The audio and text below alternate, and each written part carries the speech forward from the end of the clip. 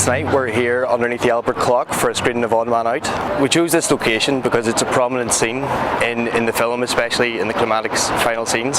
So we're here tonight just to pay homage to the site and show the film here. We're expecting about 300 people. The film stars James Mason and he plays Johnny McQuaid, who is a member of the organisation. After escaping from prison, it basically features him walking through the streets of Belfast, meeting a variety of different people, and it's just kind of his journey through to the end of the film.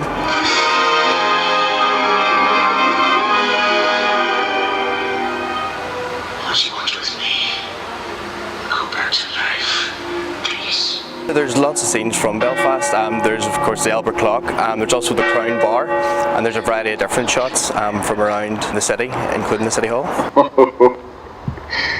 What an outing.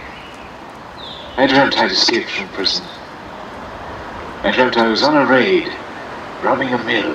Mum and Dad have taken us all out to see the film. Was it Odd Man Out or something? I've never heard of it before, but it sounds quite good. I think Mum and Dad really wanted us to see it because it was filmed here, and then Mum's like, oh, it's you're watching it in the place it's being filmed, so I think that sounds quite fun.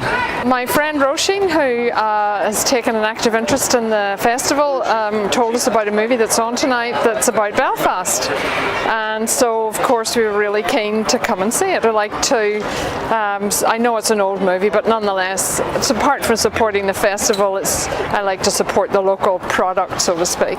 Oh, well, in Australia it's a common occurrence. In summer we have outdoor movies regularly, so it's usually not quite as brisk as this, but nonetheless, at least we've no mosquitoes to contend with.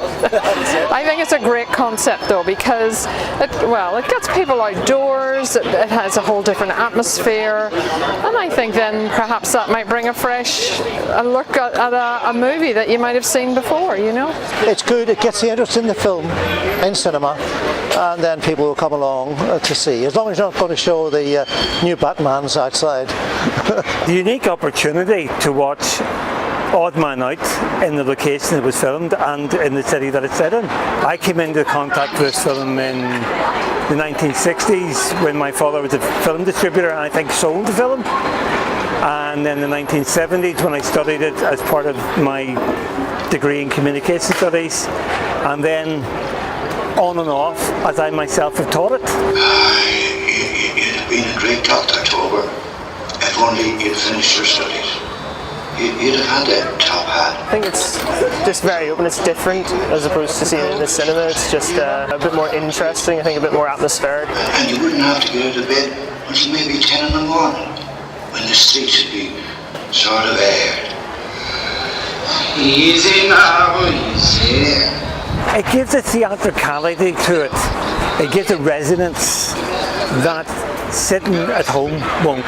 There's only one place to see a movie, and that's the cinema. And there's one place to see a movie about a location, and that's on the location it was made in. It gives Belfast a film culture it didn't have.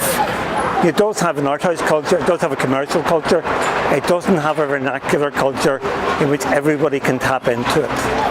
I think it was much better, obviously, seeing on the big screen and having other people around. It was very much better, and certainly to have it in the historic centre here where it was shot, parts of it were shot, was very good. Movies began in cafes, they began on back walls.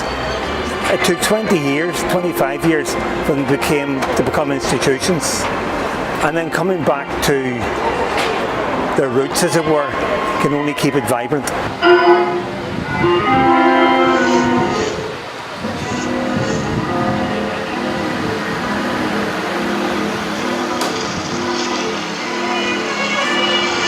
It's just an important thing to do. It's a film that came from Belfast, it was born in Belfast, so we just thought it would be a brilliant idea to bring it back to the city and allow the audiences to enjoy it.